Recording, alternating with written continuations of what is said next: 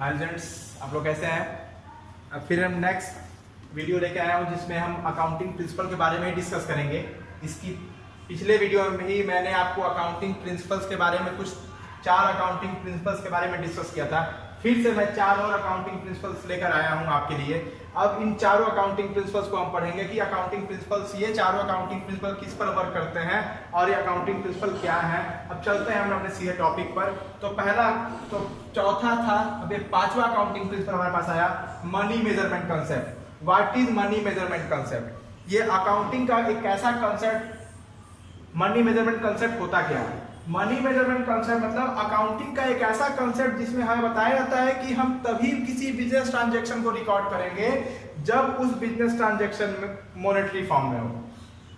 किसी भी business transaction को हम तभी रिकॉर्ड करेंगे या तभी कोई चीज बिजनेस ट्रांजैक्शन कहलाएगा जब वो चीज मॉनेटरी फॉर्म में हो।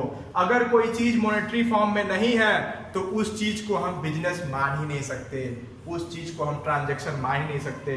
जैसे कि अगर आप मंदिर गए और आप किसी भिखारी को 50 रुपया दे दिए, अगर आप मंदिर जाके 50 रुपया किसी को भिखारी को दे दिए, तो अगर आप 50 रुपया भिखारी को देंगे तो वो एक ट्रांजैक्शन नहीं है, उसको हम मॉनेटरी फॉर्म में अकाउंटिंग में रिकॉर्ड नहीं कर सकते हैं। अगर आप अपने यहाँ कोई पूजा पाठ करवाए, पंडित जी को कुछ पैसा दिए, उसको भी आप मॉनेटरी फॉर्म में रिकॉर्ड नहीं कर सकते, भले आप पैसा खर्च करते रहे, क्या हो गया। इसीलिए अकाउंटिंग का एक ऐसा कंसेप्ट कि किसी बिजनेस ट्रांजैक्शन को हम तभी ट्रांजैक्शन मानेंगे जब उसको हम मनी में मेजरमेंट कर सकते हैं। लेकिन इसके पीछे मैंने एक आपको बात बताया था कि भिखारी को भी तो पैसा दिए हैं, आखिर उसको भी तो पैसे में मेजर कर सकते हैं, लेकिन नहीं, भिखारी आपको क्या देगा? मनी में मेजर तब तो करेंगे जब आपको उसके बदले कुछ मिल रहा हो। भिखारी को 50 रुपया दिए, भिखारी क्या देगा? पंडित जी को 100 रुपया दिए, पंडित जी क्या देंगे? लेकिन राम को 100 रुपया देंगे तो राम आपको सामान देगा। आपके मोहल्ले का किराना वाला 5 रुपया देंगे तो 5 रुपए का पार्ले जी बिस्किट देगा।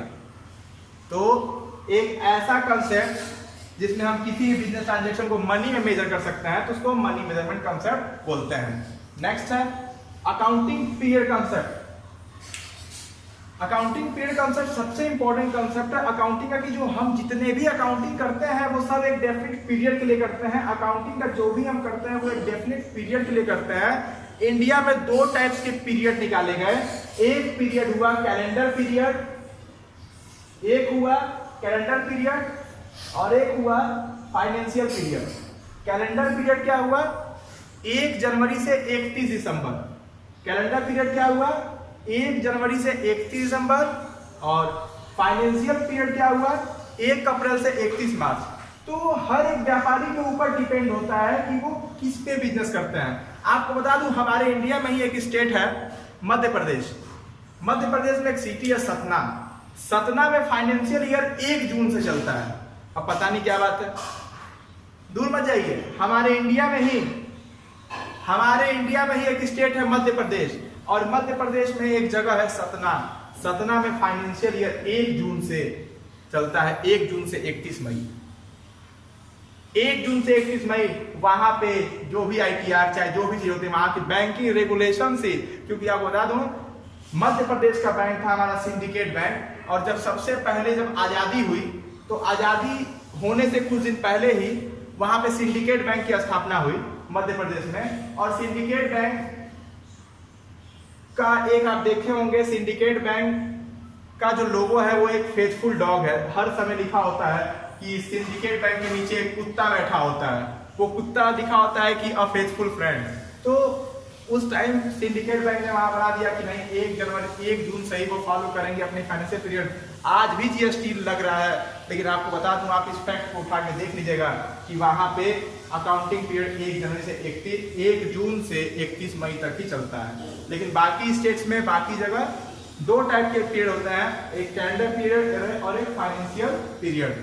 कैलेंडर पीरियड 1 जनवरी से 31 दिसंबर, फाइनेंशियल पीरियड से 1 अप्रैल से 31 मार्च। तो अकाउंटिंग में जितने भी व्यापारी होते हैं वो अकाउंटिंग एक डेफिनेट पीरियड के लिए रखते हैं। जितने भी व्यापारी होते हैं वो अकाउंटिंग एक डेफिनेट पीरियड के लिए रखते हैं, और उस डेफिनेट पीरियड में वो अकाउंटिंग करते हैं। वो जर्नल बनाते हैं, लेजर बनाते हैं, ट्रायल बैलेंस बनाते हैं, फाइनल अकाउंट बनाते हैं, ट्रेडिंग अकाउंट बनाते हैं, बैलेंस शीट बनाते हैं जिससे कि वो अपने बिजनेस की फाइनेंशियल पोजीशन को इजीली वे में जान सकें। नेक्स्ट है कॉस्ट कंसेप्ट। कॉस्ट कंसेप्ट क्या होता है? अकाउंटिंग का कॉस्ट कंसेप्ट क्या होता है? तो अकाउंटिंग में कॉस्ट कंसेप्ट सबसे इंपॉर्टेंट कंसेप्ट है जो हमें बताता है कि यूनिवर्स में कोई भी चीज बिना कॉस्ट के नहीं बनी होगी। आप भी बिना कॉस्ट के नहीं बने होंगे। यूनिवर्स में ऐसी कोई भी चीज नहीं है जिसकी लागत ना हो। अकाउंटिंग बोलता है कि हम दुनिया की हर एक चीज को खरीद सकते हैं। अकाउंटिंग ये कहता है कि दुनिया की हर एक चीज खरीदी जा सकती है क्योंकि हर एक चीज की अपनी एक कीमत होती है। आपको याद हो W.H. हैडलॉक थे। W.H. हैडलॉक जब छोटे थे तो उन्हें अपने दोस्तों से प्यार नहीं था। वो ये बोलते थे कि दोस्तों को तो खरीदा भी जा सकता है, लोगों को खरीदा जा सकता है। तो उन्होंने ये प्रिंसिपल लाया कि कॉस्ट कंसेप्ट, और बताया कि दुनिया में हर एक चीज किसी ना किसी चीज से मिलकर बनी होती है। आपकी भी एक डेफिनेट कॉस्ट होगी, हमारी भी एक डेफिनेट कॉस्ट है। हमारी और आपकी जो कॉस्ट होती है उसको कहते हैं गुडविल। साख मार्केट में आपकी क्या गुडविल है? मान लीजिए आपके पापा हैं, आपके पापा बहुत फेमस हैं, आपकी मम्मी बहुत फेमस है, आपका भाई बहुत फेमस है, आपके रिलेटिव बहुत फेमस हैं, तो उनकी वही कीमत है। उसी तरीके से एक कोई ग्लास है, उस ग्लास की कीमत 60 रुपए है, तो उस ग्लास भी फेमस है, उसकी कीमत 60 रुपए है। तो कॉस्ट कॉन्सेप्ट एक अकाउंटिंग का एक ऐसा कॉन्सेप्ट है जिसके जरिए हम बताते हैं कि हर एक चीज, दुनिया में हर एक चीज जो बनी है उसका कुछ ना कुछ एक डेफिनेट कॉस्ट होता है। Next dual aspect concept. Dual aspect concept क्या होता है? ड्यूल एस्पेक्ट कॉन्सेप्ट अकाउंटिंग का एक ऐसा कॉन्सेप्ट है जिसके जरिए ये बताया जाता है कि जितने भी बिजनेस ट्रांजैक्शन होते हैं उन सभी बिजनेस ट्रांजैक्शन को एट लीस्ट हम 2 जगह रिकॉर्ड करते हैं, एक डेबिट तो दूसरा क्रेडिट। जितने भी बिजनेस ट्रांजैक्शन होते हैं उन सभी बिजनेस ट्रांजैक्शन को एट लीस्ट हम 2 प्लेस पर रिकॉर्ड करते हैं। एक साइड को डेबिट करते हैं तो दूसरे साइड को क्रेडिट करते हैं। इस कंसेप्ट को हम लोग ड्यूल एस्पेक्ट कंसेप्ट बोलते हैं। आपको फिर बता दूं कि ड्यूल एस्पेक्ट कंसेप्ट लाया कौन?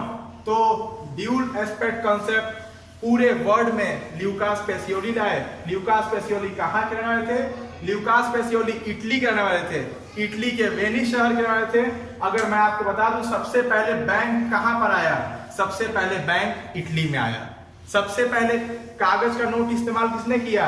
सबसे पहले कागज का नोट इटली इस्तेमाल किया। लेकिन सबसे पहले कागज की खोज कहां हुई?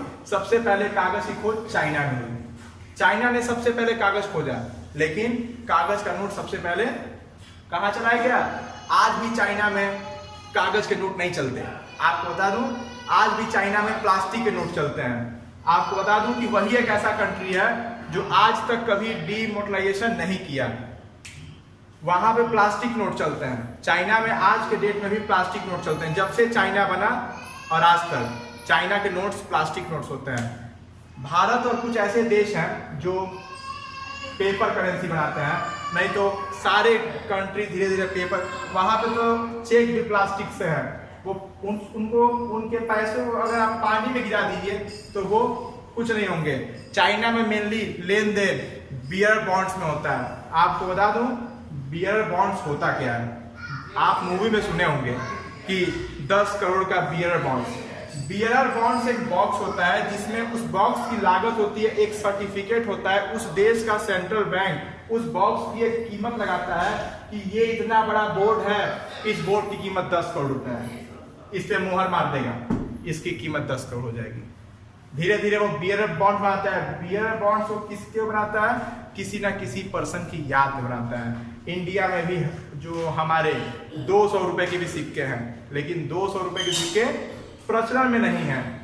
अभी अटल बिहारी वाजपेयी की जिस दिन मृत्यु हुई थी उसके कुछ दिन के बाद रिजर्व बैंक ऑफ इंडिया उनके याद में 200 रुपए के सिक्के ही बनाए, 150 रुपए के भी सिक्के बने, बहुत तरह के सिक्के बनते हैं। तो ड्यूल एस्पेक्ट कॉन्सेप्ट अकाउंटिंग का एक ऐसा कॉन्सेप्ट होता है जिसके जरिए हम बताते हैं कि बिजनेस के किसी ट्रांजैक्शन को एटलीस्ट हम 2 प्लेस पर रिकॉर्ड करते हैं, एक प्लेस पर डेबिट तो दूसरे प्लेस को क्रेडिट। इसी वीडियो में हमने 4 कॉन्सेप्ट पढ़ा।